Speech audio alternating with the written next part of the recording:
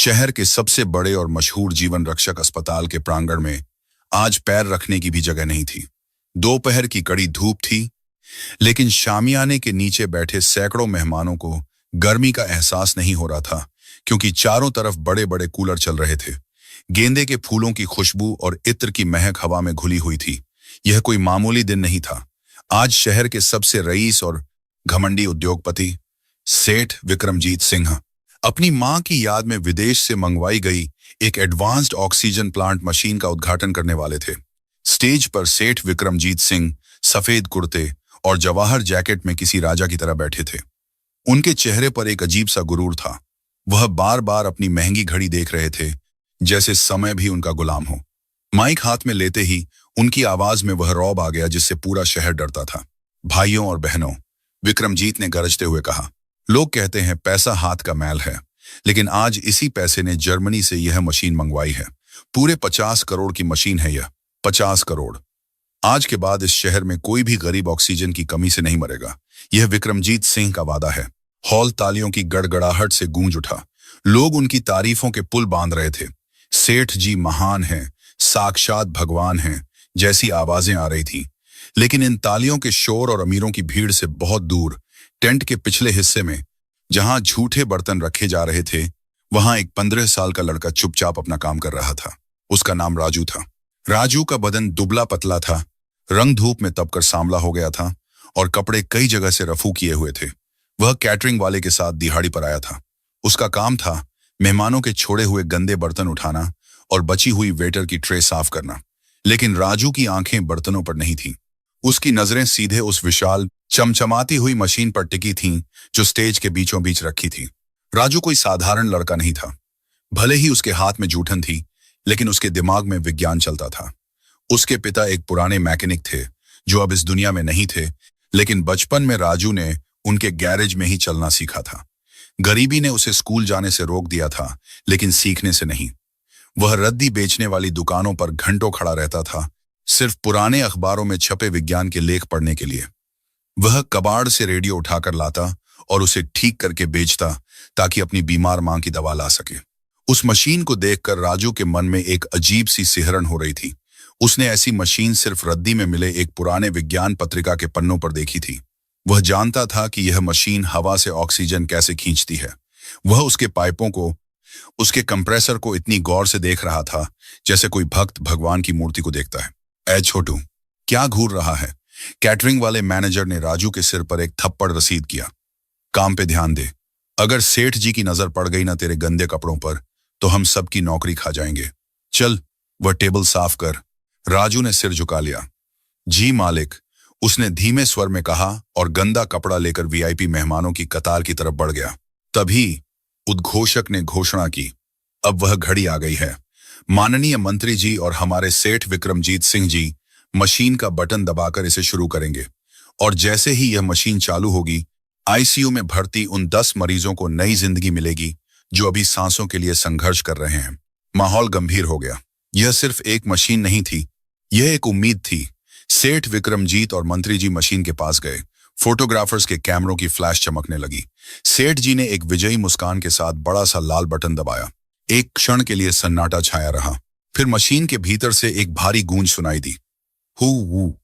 Machine के indicator हरे हो गए, पंखे घूमने लगे। लोग ताली बजाने ही वाले थे कि अचानक खट खट खट, घर्र, एक बहुत ही अजीब और डरावनी आवाज आई। मशीन बुरी तरह से कांपने लगी और अगले ही पल एक तीखी सीटी जैसी आवाज के साथ मशीन पूरी तरह बंद हो गई। सारी बत्तियां बुझ गईं।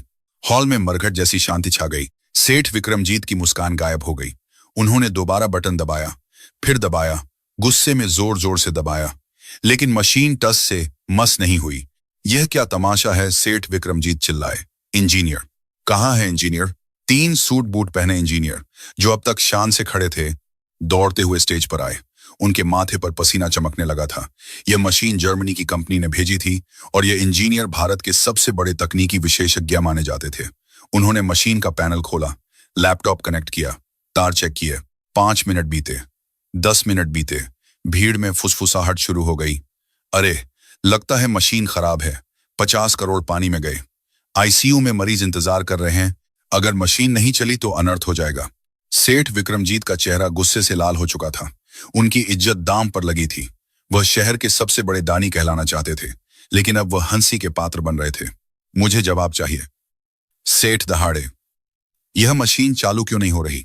मुख्य इंजीनियर मिस्टर खन्ना ने कांपते हुए चश्मा ठीक किया और भारी भरकम अंग्रेजी शब्दों का इस्तेमाल करना शुरू किया ताकि सेठ जी को कुछ समझ ना आए। सर, एक्चुअली इसका जो कंप्रेसर सिंक्रोनाइजेशन है उसमें कुछ क्रिटिकल एरर आ गया है।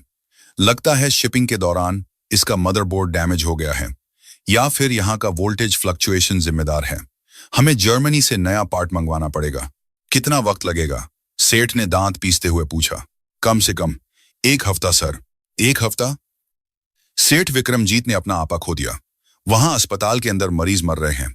मैंने मीडिया को बुलाया है, मंत्री जी खड़े हैं, और तुम कहते हो 1 हफ्ता। अगर यह मशीन अगले आधे घंटे में चालू नहीं हुई तो मैं तुम सबकी डिग्री और नौकरी दोनों जलाकर राख कर दूंगा। इंजीनियरों के हाथ पांव फूल गए। वे पागलों की तरह तारों को छेड़ रहे थे, लेकिन मशीन थी कि जैसे पत्थर बन गई हो। स्टेज के नीचे भीड़ के पीछे खड़ा राजू यह सब देख रहा था, और सबसे बड़ी बात, वह सुन रहा था। जब मशीन खटखट करके बंद हुई थी तो राजू के कानों ने वह आवाज पकड़ ली थी जो बड़े बड़े इंजीनियरों के शोर में दब गई थी। वह आवाज किसी मदरबोर्ड के खराब होने की नहीं थी। वह आवाज किसी टूटे हुए तार की नहीं थी। राजू को याद आया, पिछले महीने उसने कबाड़ में मिले एक पुराने जनरेटर को ठीक किया था। उसमें भी ठीक वैसी ही आवाज आई थी जब उसका एयर वॉल्व अटक गया था। उसे यकीन था कि समस्या कोई बड़ी तकनीकी खराबी नहीं, बल्कि एक बहुत ही छोटी सी यांत्रिक रुकावट है। उसका दिल जोर जोर से धड़कने लगा। उसे पता था कि उसे वहां बोलने का कोई हक नहीं है। वह एक कूड़ा बीनने वाला, एक छोटू है। बड़े साहब लोग उसकी बात क्यों सुनेंगे? लेकिन फिर उसने सोचा उन मरीजों के बारे में जो अस्पताल के अंदर सांसों के लिए तड़प रहे थे। नहीं, राजू ने खुद से कहा। मां कहती थी, अगर तुम सच जानते हो और चुप रहते हो तो वह झूठ बोलने से भी बड़ा पाप है। राजू ने अपने गंदे हाथों को पजामे से पोंछा। उसने एक गहरी सांस ली और सुरक्षा घेरे को पार करते हुए आगे बढ़ा। कहां जा रहा है? एक गार्ड ने उसे रोका। चल पीछे हट, खाना उधर है। मुझे साहब से कुछ कहना है, राजू ने हिम्मत जुटाकर कहा। साहब का दिमाग खराब है और तुझे बात करनी है? भाग यहां से वरना हड्डी तोड़ दूंगा, गार्ड ने डंडा दिखाया। लेकिन शोरगुल इतना ज्यादा था कि सेठ विक्रमजीत का ध्यान उस तरफ गया। उन्होंने देखा कि एक मैल कुचैला लड़का गार्ड से बहस कर रहा है। अपना गुस्सा किसी पर उतारने के लिए उन्हें मौका चाहिए था। क्या हो रहा है वहां? सेठ चिल्लाए। उसे आने दो। गार्ड ने राजू को छोड़ दिया। राजू सहमता हुआ, सिकुड़ता हुआ स्टेज के पास पहुंचा। इतने सारे अमीर लोगों और कैमरों के सामने उसके पैर कांप रहे थे। वह अपनी फटी हुई चप्पल छिपाने की कोशिश कर रहा था। बोल, क्या भीख चाहिए तुझे? सेठ ने कड़वाहट से पूछा। खाना खत्म हो गया है, निकल यहां से। राजू ने सिर उठाया। उसकी आंखों में डर था, लेकिन आवाज में सच्चाई थी। मालिक, मुझे भीख नहीं चाहिए, राजू ने हाथ जोड़कर कहा। मैं जानता हूं मशीन क्यों बंद हुई। हॉल में एक पल के लिए सन्नाटा छा गया। फिर अचानक सब हंस पड़े। इंजीनियर, मंत्री जी, मेहमान, सब के सब हंसने लगे। यह हंसी किसी तमाचे से कम नहीं थी। मुख्य इंजीनियर खन्ना ने तंज कसते हुए कहा, लो भाई, अब यह बर्तन धोने वाला हमें इंजीनियरिंग सिखाएगा। हमने आईआईटी से पढ़ाई की है, जर्मनी से ट्रेनिंग ली है, और यह सड़क का बच्चा मशीन ठीक करेगा? सेठ विक्रमजीत की आंखों में अंगारे थे। उन्हें लगा यह लड़का उनका मजाक उड़ा रहा है। तुझे पता भी है यह क्या है? सेठ ने मशीन की ओर इशारा किया। यह 50 करोड़ की मशीन है। तेरी पूरी बस्ती बिक जाएगी तो भी इसका एक पुर्जा नहीं खरीद पाएगी। अपनी औकात में रह। साहब, औकात तो मेरी कुछ नहीं है, राजू ने विनम्रता से कहा। लेकिन मशीन की कोई जात नहीं होती साहब। वह तो बस लोहे और तार की होती है, और लोहा यह नहीं देखता कि उसे छूने वाला हाथ आईआईटी इंजीनियर का है या एक गरीब का। उसे बस सही जगह पर चोट चाहिए। राजू की इस बात में इतनी गहराई थी कि कुछ पल के लिए सेठ चुप हो गए। राजू ने आगे कहा, साहब, जब मशीन बंद हुई थी तो मैंने एक ससस जैसी आवाज सुनी थी। इंजीनियर साहब, मदरबोर्ड देख रहे हैं, लेकिन खराबी कंप्यूटर में नहीं है। मशीन के पीछे जो हवा खींचने वाला पंप है, उसका प्रेशर वॉल्व जाम हो गया है। अगर उसे नहीं खोला तो आप पूरा कंप्यूटर बदल दीजिए, मशीन नहीं चलेगी। इंजीनियर खन्ना गुस्से से लाल हो गए। चुप कर अनपढ़, प्रेशर वॉल्व ऑटोमेटिक होता है। तुझे स्पेलिंग भी आती है वॉल्व की? सिक्योरिटी। इसे बाहर फेंको। गार्ड्स राजू को पकड़ने के लिए आगे बढ़े। राजू ने विरोध नहीं किया। उसने बस सेठ विक्रमजीत की आंखों में देखा और कहा, साहब, आप मुझे बाहर फेंक दीजिए। लेकिन अंदर मरीज इंतजार कर रहे हैं। इंजीनियर साहब 1 हफ्ता मांग रहे हैं। मुझे सिर्फ 10 मिनट दे दीजिए। अगर मैं ठीक नहीं कर पाया तो आप मुझे पुलिस के हवाले कर देना, जेल भेज देना। लेकिन अगर मशीन चल गई तो किसी की जान बच जाएगी। सेठ विक्रमजीत एक व्यापारी थे। वह नफा नुकसान समझते थे। एक तरफ 1 हफ्ते की बदनामी और मरीजों की मौत थी, दूसरी तरफ 10 मिनट का जुआ। उन्होंने इंजीनियरों के उतरे हुए चेहरे देखे जो अब तक कुछ नहीं कर पाए थे। फिर उन्होंने इस गंदे कपड़े पहने लड़के को देखा जिसकी आंखों में अजीब सा आत्मविश्वास था। रुक जाओ, सेठ ने गार्ड्स को रोका। उन्होंने इंजीनियर खन्ना की तरफ देखा। तुमने कहा था 1 हफ्ता लगेगा? जी सर, लेकिन यह लड़का। तुम चुप रहो, सेठ ने इंजीनियर को डांट दिया। फिर वह राजू की तरफ मुड़े। वह स्टेज से नीचे उतरे और राजू के करीब आए। इत्र की खुशबू और पसीने की बदबू का मिलन हुआ। देख छोकरे, सेठ ने उंगली उठाकर चेतावनी दी, अगर तूने इस मशीन को एक खरोंच भी लगाई या मेरा समय बर्बाद किया तो मैं तेरा वह हाल करूंगा कि तू भीख मांगने लायक भी नहीं रहेगा। समझ गया? राजू ने सिर हिलाया। मंजूर है साहब। ठीक है। सेठ ने घड़ी देखी। तेरे पास 10 मिनट हैं, न 1 मिनट ज्यादा न 1 मिनट कम। राजू ने अपनी फटी हुई जेब से कुछ नहीं निकाला। उसके पास कोई औजार नहीं था, कोई उपकरण नहीं था। वह खाली हाथ स्टेज पर चढ़ा। इंजीनियर खन्ना ने मुंह बिचका लिया और अपनी टीम के साथ कोने में खड़े हो गए, यह देखने के लिए कि यह गंवार कैसे अपनी बेइज्जती करवाता है। राजू मशीन के पास पहुंचा। यह विशालकाय थी। उसने मशीन के ठंडे लोहे को छूकर देखा। उसने आंखें बंद कीं और मशीन के भीतर की संरचना को अपने दिमाग में देखने की कोशिश की, ठीक वैसे ही जैसे उसने उस पुरानी पत्रिका में पढ़ा था। भीड़ सांस रोके देख रही थी।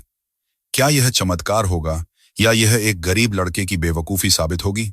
राजू मशीन के पिछले हिस्से में गया जहां बड़े बड़े पाइप लगे थे। उसने अपना कान मशीन की बॉडी से सटा दिया। उसने अपनी उंगली से एक पाइप को खटखटाया। टन टन आवाज खोखली थी, मतलब हवा पास नहीं हो रही थी। राजू समझ गया कि वह सही था, वॉल्व अटका हुआ है। लेकिन समस्या यह थी कि वह वॉल्व लोहे की मोटी चादर के पीछे था और उसे खोलने के लिए खास चाबी की जरूरत थी जो उसके पास नहीं थी। समय बीत रहा था। 2 मिनट खत्म हो चुके थे। राजू ने इधर उधर देखा। उसकी नजर स्टेज के कोने में पड़ी एक पुरानी जंग लगी लोहे की छड़ रॉड पर पड़ी जो शायद टेंट लगाने वालों ने छोड़ दी थी। वह दौड़कर गया और छड़ उठा लाया। अरे, पागल हो गया है क्या? इंजीनियर चिल्लाया। यह मशीन को तोड़ेगा, रोको इसे। भीड़ में हाहाकार मच गया। सेठ विक्रमजीत भी आगे बढ़े, लेकिन राजू ने किसी की नहीं सुनी। उसने उस छड़ को मशीन के एक छोटे से छेद में फंसाया जहां से वॉल्व का लीवर दिखता था। यह बहुत रिस्की था। अगर छड़ फिसली तो पाइप फट सकता था। राजू के माथे से पसीना टपक कर मशीन पर गिरा। उसके हाथ कांप रहे थे, लेकिन उसकी पकड़ मजबूत थी। उसने अपनी मां का चेहरा याद किया। उसने भगवान का नाम लिया, जय बजरंग बली। राजू बुदबुदाया और फिर उसने अपनी पूरी ताकत लगाकर उस छड़ को घुमाया। राजू के हाथ कांप रहे थे, लेकिन उसकी पकड़ लोहे की छड़ पर चट्टान की तरह मजबूत थी। जय बजरंग बली, उसने मन ही मन दोहराया और अपनी पूरी जान लगाकर छड़ को दाईं ओर घुमाया। कर्र कर्र खट। जंग लगी छड़ के घूमने से एक तीखी आवाज आई, जैसे कोई बहुत पुरानी हड्डी अपनी जगह पर बैठ रही हो। 1 सेकंड के लिए लगा कि छड़ टूट जाएगी या मशीन फट जाएगी। इंजीनियर खन्ना ने डर के मारे अपनी आंखें बंद कर ली। सेठ विक्रमजीत सिंह ने मुट्ठी भींच ली। उनका चेहरा गुस्से से लाल हो रहा था। तैयार थे कि अगर मशीन नहीं चली तो इस लड़के को पुलिस के हवाले कर देंगे। लेकिन तभी फिस मशीन के अंदर से हवा निकलने की एक लंबी आवाज आई, जैसे किसी ने बहुत दिनों से रोके हुए सांस को छोड़ा हो। वह आवाज पूरे हॉल में गूंज गई। राजू ने तुरंत छड़ को बाहर खींचा और पीछे हट गया। अगले ही पल मशीन के भीतर से एक गहरी और भारी गड़गड़ाहट शुरू हुई। धू धू धू। इंडिकेटर की लाल बत्ती फड़फड़ाई और अचानक पिंग, वह हरी हो गई। मशीन के बड़े पंखे जो अब तक मुर्दा पड़े थे, पूरी रफ्तार से घूमने लगे। कंप्रेसर ने अपनी लय पकड़ ली और ऑक्सीजन प्लांट ने अपना काम शुरू कर दिया। हॉल में सन्नाटा था, इतना गहरा सन्नाटा कि अगर सुई भी गिरती तो उसकी आवाज सुनाई देती। राजू पसीने से लथपथ खड़ा था। उसके कपड़े ग्रीस और धूल से और भी काले हो गए थे। उसने धीरे से सिर उठाया और मशीन को देखा। वह चल रही थी, बिल्कुल मक्खन की तरह। सबसे पहले होश में आया एक बूढ़ा डॉक्टर जो आईसीयू इंचार्ज था। वह दौड़कर मॉनिटर के पास गया। उसने स्क्रीन देखी और चिल्लाया, ऑक्सीजन प्रेशर नॉर्मल हो रहा है, पाइपलाइन में सप्लाई शुरू हो गई है। मशीन काम कर रही है। यह सुनना था कि भीड़ में विस्फोट सा हुआ। तालियों की गड़गड़ाहट से पूरा टेंट हिल गया। जो लोग अभी राजू को कोस रहे थे वे अब हैरान होकर एक दूसरे को देख रहे थे। सेठ विक्रमजीत सिंह अपनी जगह पर बुद्ध बनकर खड़े थे। उनकी नजर उस विशाल जर्मन मशीन से हटकर उस छोटे से मैले कुचैले लड़के पर टिक गई। उन्होंने देखा कि राजू ने अपने गंदे हाथों को पीछे छिपा लिया है, जैसे उसे डर हो कि वह स्टेज गंदा कर देगा। इंजीनियर खन्ना का मुंह खुला का खुला रह गया था। वह लैपटॉप लिए भागे भागे मशीन के पास गए। यह कैसे हो सकता है? वह बड़बड़ाए। यह तो इम्पॉसिबल है। इसने किया क्या? राजू ने धीरे से जवाब दिया, साहब, विज्ञान किताबों में होता है, लेकिन मशीन की धड़कन सुनने के लिए कान चाहिए होते हैं। वह एयरलॉक था। पाइप में हवा का बुलबुला फंस गया था। मैंने बस उसे रास्ता दिया। इंजीनियर खन्ना शर्म से पानी पानी हो गए। जिस समस्या के लिए वह मदरबोर्ड बदलने की बात कर रहे थे वह एक मामूली हवा का बुलबुला था। सेठ विक्रमजीत धीरे धीरे चलते हुए राजू के पास आए। अब उनकी चाल में वह पहले वाला घमंड नहीं था। उनकी आंखों में एक सवाल था और शायद थोड़ा सा पछतावा भी। तेरा नाम क्या है? सेठ ने भारी आवाज में पूछा। राजू, मालिक, उसने सिर झुकाकर कहा। तूने कहां सीखा ये सब? किस कॉलेज से? राजू फीका सा मुस्कुराया। कॉलेज जाने की औकात नहीं है साहब। कबाड़ी की दुकान मेरा कॉलेज है। रद्दी वाले के यहाँ जो पुरानी विज्ञान की किताबें आती हैं उन्हें ही पढ़ता हूं। और वह रुका। और क्या? और जब पेट में भूख होती है ना साहब, तो दिमाग ज्यादा तेज चलता है। सेठ विक्रमजीत को लगा जैसे किसी ने उनके गाल पर तमाचा मारा हो। उन्होंने अपनी जेब से नोटों की एक गड्डी निकाली। उसमें कितने हजार थे किसी को नहीं पता। उन्होंने राजू की तरफ बढ़ाया। ले, सेठ ने कहा, यह तेरा इनाम है। तूने आज मेरी इज्जत बचा ली। पूरा हॉल देख रहा था। एक कचरा बीनने वाले के लिए यह रकम किसी लॉटरी से कम नहीं थी। राजू उस पैसे से नया घर ले सकता था, अच्छा खाना खा सकता था, लेकिन राजू ने हाथ नहीं बढ़ाया। उसने हाथ जोड़ लिए। मालिक, मुझे पैसे नहीं चाहिए। सेठ हैरान रह गए। पैसे नहीं चाहिए तो क्या चाहिए? नौकरी? नहीं मालिक, राजू ने कहा, मेरी माँ, वह बहुत बीमार है। उसे एक ऐसी बीमारी है जो कोई समझ नहीं पा रहा। सरकारी अस्पताल वाले बस गोलियां देते हैं पर उसे आराम नहीं मिलता। मैंने सुना है आपके अस्पताल में बड़े बड़े डॉक्टर हैं। अगर आप मेरी माँ को एक बार दिखा दें। राजू की आवाज भर आई। 50 करोड़ की मशीन ठीक करने वाले लड़के की बस इतनी सी मांग थी, अपनी माँ का इलाज। सेठ विक्रमजीत का दिल पसीज गया। उन्होंने गड्डी वापस जेब में रखी और राजू के कंधे पर हाथ रखा। वह हाथ जिससे वह कभी किसी गरीब को नहीं छूते थे। तेरी माँ का इलाज होगा, सेठ ने ऐलान किया। और सिर्फ इलाज नहीं, वह वीआईपी वार्ड में रहेगी। आज से तू अनाथ नहीं है राजू। आज से तू विक्रमजीत सिंह की जिम्मेदारी है। हॉल में फिर से तालियां बजी। इस बार तालियां सेठ के लिए नहीं, राजू के संस्कार और उसकी प्रतिभा के लिए थी। दृश्य 2, अस्पताल का वीआईपी वार्ड। शाम हो चुकी थी। राजू की मां सुमित्रा को एम्बुलेंस से जीवन रक्षक अस्पताल लाया गया। उसे वीआईपी रूम में शिफ्ट किया गया, जहां एसी चल रहा था और नर्सें आगे पीछे घूम रही थीं। सुमित्रा को विश्वास नहीं हो रहा था। उसे लगा शायद वह मर चुकी है और यह स्वर्ग है। लेकिन कहानी यहां खत्म नहीं हुई। असली परीक्षा तो अब शुरू होने वाली थी। उसी फ्लोर पर कॉरिडोर के दूसरी तरफ एक और वीआईपी कमरा था। वहां सुरक्षा बहुत कड़ी थी। ब्लैक कमांडो बाहर खड़े थे। वह कमरा था शहर के मेयर की बेटी रिया का। रिया की उम्र भी राजू जितनी ही थी, 15 साल। लेकिन पिछले 6 महीनों से वह बिस्तर पर थी। उसे एक अजीब बीमारी थी। वह अचानक बेहोश हो जाती थी। उसका शरीर नीला पड़ने लगता था और सांसें रुकने लगती थी। देश के बड़े बड़े न्यूरोलॉजिस्ट और विदेशी डॉक्टर उसे देख चुके थे, लेकिन कोई बीमारी पकड़ नहीं पा रहा था। कोई कहता मिर्गी है, कोई कहता दिल की बीमारी है। उस रात सेठ विक्रमजीत अस्पताल में ही रुके थे। वह राजू को लेकर मेयर साहब से मिलवाने जा रहे थे। जब वे रिया के कमरे के पास से गुजरे तो अंदर से रोने की आवाजें आ रही थीं। डॉक्टर, कुछ कीजिए, मेरी बेटी की सांस रुक रही है, मेयर साहब चिल्ला रहे थे। कमरे के अंदर अफरा तफरी मची हुई थी। मशीनें बीप बीप कर रही थीं। डॉक्टरों की एक टीम रिया को घेर कर खड़ी थी। वे उसे सीपीआर दे रहे थे, इंजेक्शन लगा रहे थे, लेकिन रिया के शरीर में कोई हलचल नहीं हो रही थी। सेठ विक्रमजीत और राजू दरवाजे पर खड़े हो गए। क्या हुआ डॉक्टर? सेठ ने पूछा। चीफ डॉक्टर डॉ मेहरा पसीने में लथपथ थे। सर, इनका पल्स रेट गिर रहा है। हमें समझ नहीं आ रहा। सारे टेस्ट नॉर्मल हैं, MRI, CT scan, blood report सब ठीक है, फिर भी बच्ची मर रही है।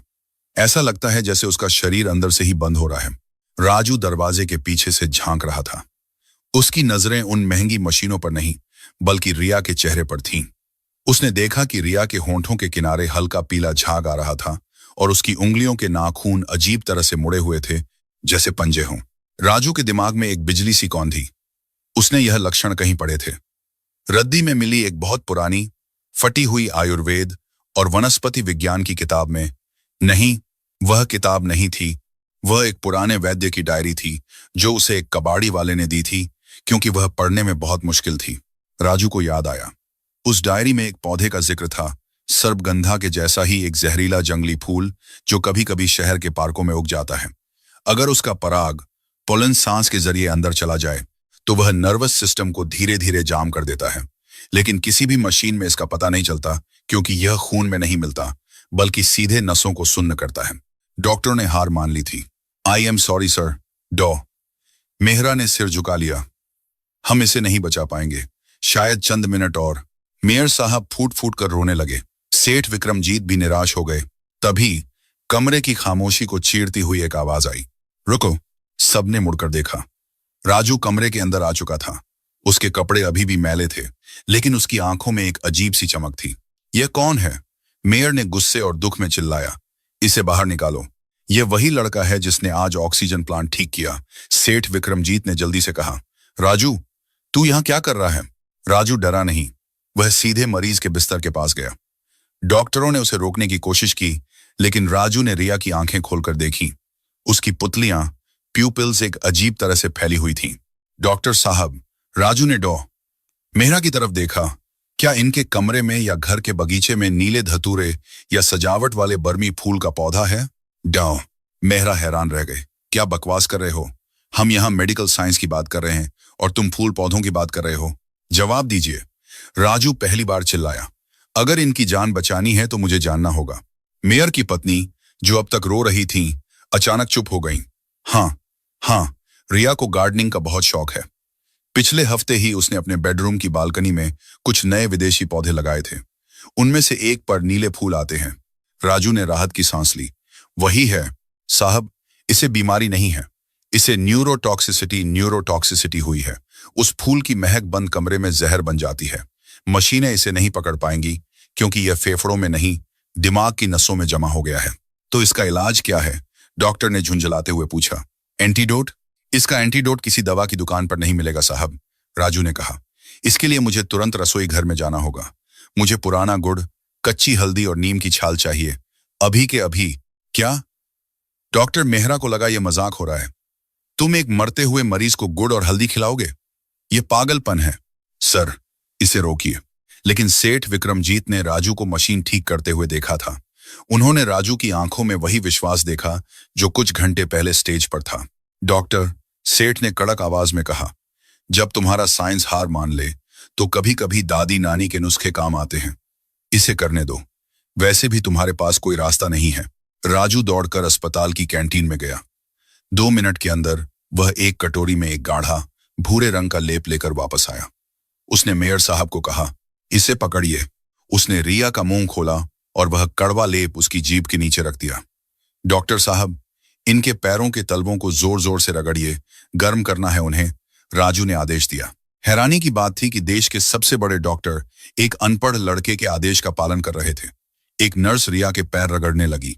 1 मिनट बीता, 2 मिनट। मशीन की बीप बीप अभी भी धीमी थी।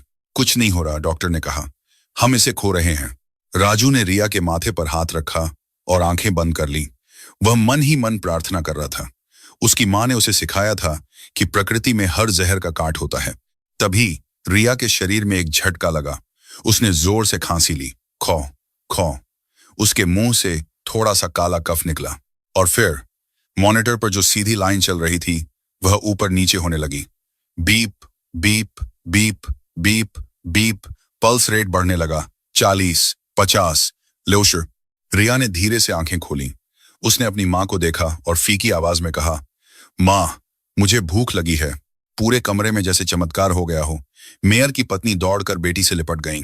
डॉक्टर मेहरा अपनी डिग्री और चश्मा हाथ में लिए अविश्वास से राजू को देख रहे थे। यह मेडिकल साइंस के इतिहास में असंभव है, डॉक्टर बुदबुदाए। तुमने यह कैसे किया? राजू ने हाथ पोंछते हुए कहा, साहब, बीमारी शरीर में थी, लेकिन उसका कारण कमरे की हवा में था। आप शरीर का इलाज कर रहे थे, मैं हवा का। कभी कभी बड़ी मशीनों से वो चीजें नहीं दिखती जो नंगी आंखों से दिख जाती हैं। मेयर साहब उठकर राजू के पास आए। वह देश के एक बड़े राजनेता थे, लेकिन इस वक्त वह एक पिता थे। उन्होंने झुककर राजू के पैर छूने की कोशिश की। राजू पीछे हट गया। अरे नहीं साहब, आप बड़े हैं, यह पाप मत चढ़ाइए। तू इंसान नहीं फरिश्ता है बेटा, मेयर ने रोते हुए कहा। मांग, आज तू जो मांगेगा मैं दूंगा। आधा शहर तेरे नाम कर दूं तो भी कम है। राजू ने फिर वही किया जो उसने स्टेज पर किया था। उसने सिर झुकाया। साहब, मैंने अपनी मां के लिए यह सीखा था, आज किसी और की बेटी के काम आ गया, बस इतना काफी है। लेकिन लेकिन क्या? अगर आप कुछ करना ही चाहते हैं। राजू ने खिड़की से बाहर चमकते हुए शहर को देखा। तो मेरी बस्ती के बच्चों के लिए एक लाइब्रेरी बनवा दीजिए, ताकि उन्हें रद्दी में किताबें न ढूंढनी पड़े। वहां बहुत से राजू हैं साहब, जो पढ़ना चाहते हैं लेकिन उनके पास किताबें नहीं हैं। सेठ विक्रमजीत और मेयर एक दूसरे को देखने लगे। उन्हें महसूस हुआ कि यह लड़का सिर्फ मशीनों या शरीरों को ठीक नहीं कर रहा, वह उनके समाज की सोच को भी ठीक कर रहा है। मेयर साहब का वादा कोई चुनावी भाषण नहीं था। अगले ही दिन से बस्ती के उस पुराने बदबूदार कूड़ाघर के पास की खाली जमीन साफ होने लगी।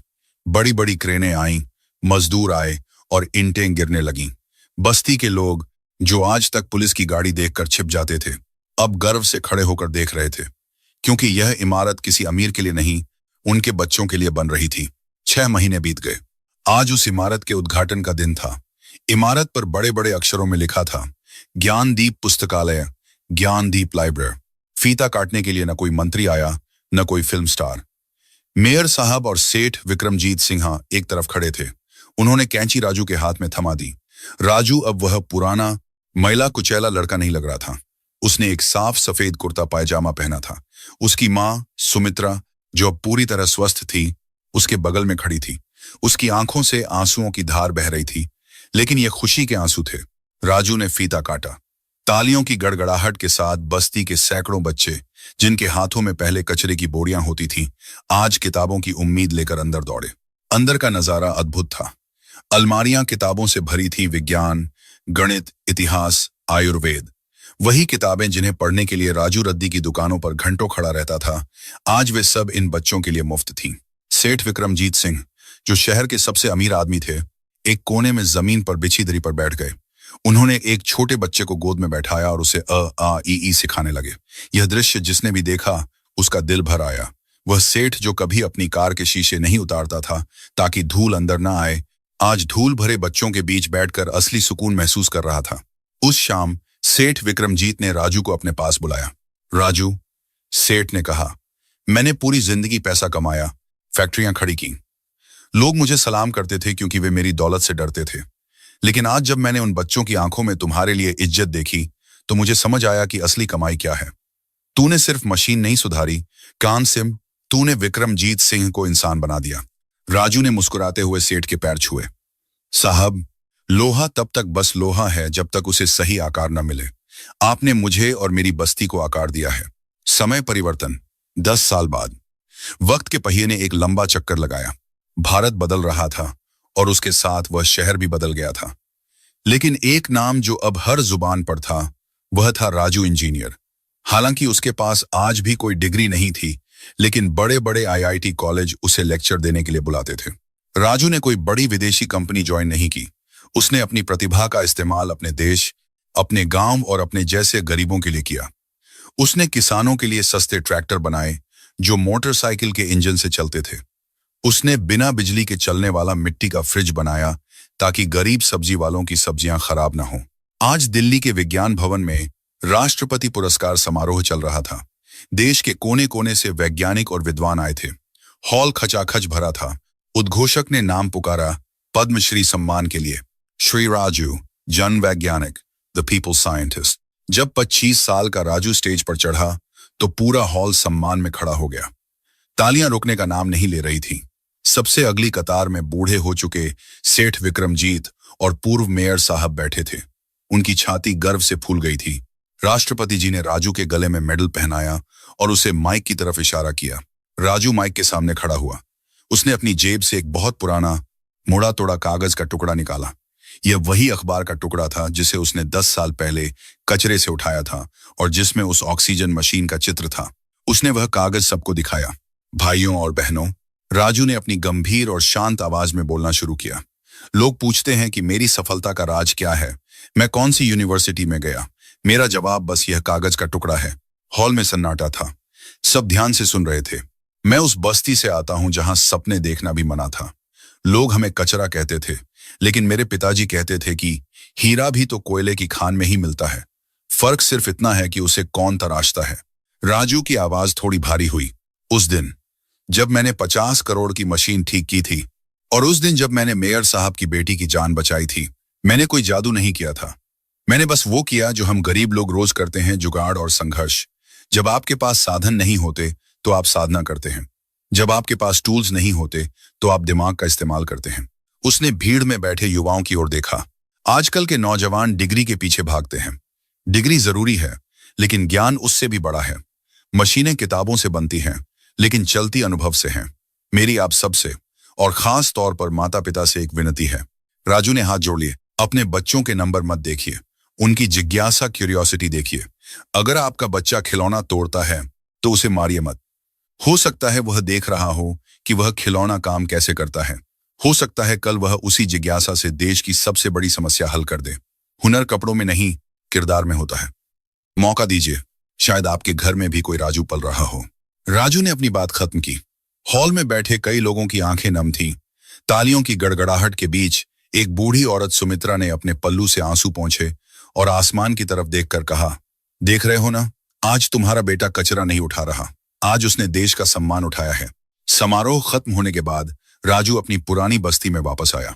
वह अब पौश इलाके में रह सकता था, लेकिन उसे अपनी ज्ञानदीप लाइब्रेरी में सबसे ज्यादा सुकून मिलता था। वहां एक 8 साल का छोटा बच्चा, जिसके कपड़े फटे हुए थे और बाल बिखरे थे, एक टूटी हुई घड़ी को जोड़ने की कोशिश कर रहा था। वह बार बार कोशिश करता और फेल हो जाता। वह रोने ही वाला था। राजू उसके पास गया और घुटनों के बल बैठ गया। क्या हुआ छोटू, नहीं चल रही? बच्चे ने डरते हुए सिर हिलाया। नहीं साहब, सब कहते हैं यह कबाड़ है। राजू मुस्कुराया। उसने अपनी जेब से एक छोटा सा पेंचकस स्क्रूड्राइवर निकाला और बच्चे के हाथ में थमा दिया। दुनिया के लिए कबाड़ होगी? राजू ने प्यार से उसके सिर पर हाथ फेरा। लेकिन अगर तू ध्यान से देखेगा तो यह एक मशीन है जो बस एक मौका मांग रही है, ठीक वैसे ही जैसे तू। बच्चे की आंखें चमक उठी। उसने पेंचकस पकड़ा और घड़ी को फिर से घुमाने लगा। राजू उसे देखता रहा, मुस्कुराता रहा। उसे उस बच्चे में अपना अतीत दिख रहा था और उस बच्चे को राजू में अपना भविष्य। क्योंकि कहानियां कभी खत्म नहीं होती। एक राजू सफल होता है तो वह 10 नए राजुओं का हाथ थाम लेता है, और यही जीवन का असली चक्र है। मिट्टी में मिले तो खाद बन जाता है, आग में तपे तो फौलाद बन जाता है। कद्र कर उस हुनर की जो गरीबी में पलता है, मौका मिले तो वही इतिहास बन जाता है।